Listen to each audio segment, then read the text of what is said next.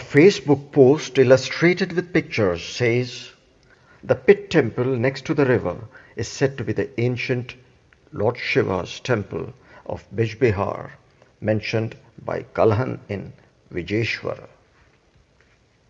The word Bijbehara or Bijbehara has been derived from Sanskrit word Vijeshwar. It was an ancient site of Shiva, Vijeshwar. The sculptures found at Bijbehara, a town in Anantnag district of the Union Territory of Jammu and Kashmir, are considered the earliest ones in distinct Kashmiri style of sculptures. A lot of material from Bijbehara was moved to Sri Pratap Singh Museum by the turn of the 20th century. Vinayak Rajdan wrote about the pit temple of Bijbehara in searchkashmir.org in January 2017.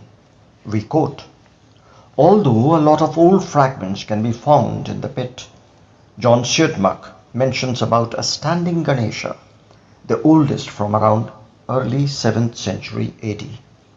Although Syedmak had seen it in the late 1980s in his book, The Hindu-Buddhist Sculpture of Ancient Kashmir and Its Influences, a handbook of Oriental studies published in 2013, he reports the statue to be missing. On visiting the temple site, Rajdan was left wondering whether this was the same Ganesha. Much through the 80s, the site was a regular victim of religious strife. People would break in and vandalize. Rajdan wrote this piece when terrorists were launching attacks in close vicinity of this pit temple.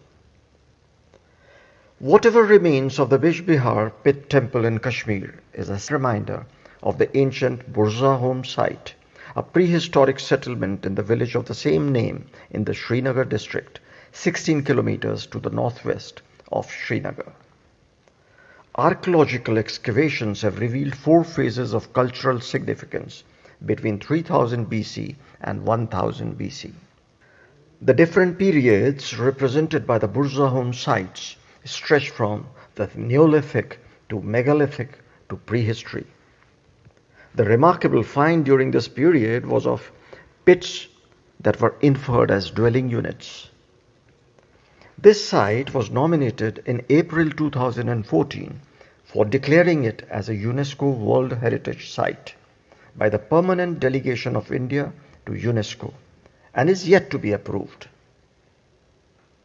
The Kashmiri Pandits who were driven out of their homes in the Kashmir Valley and were made refugees in their own country by terrorists 30 years ago are sad, heartbroken, bitter, angry, but there is also optimism.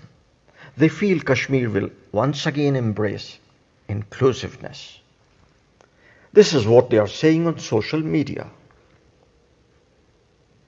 You dig anywhere in Kashmir, temples will erupt, says Rakesh Bhatt. It's our destiny given to us by cruel rulers, but destiny changes for sure in a lifetime, observes Sanjay Kaul.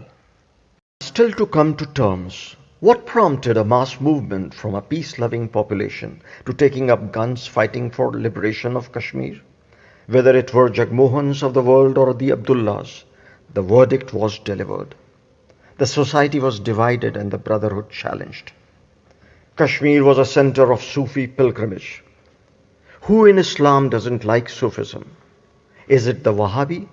Or that some of our elite brethren felt Wahhabism can replace traditional Sufism, and in doing so, the turmoil erupted. The generations to come will search for answers. Why the peaceful Kashmiriyat was torn into pieces, or that I am in a delusion about the so-called fabric of Kashmiriyat, says Anil Kaul.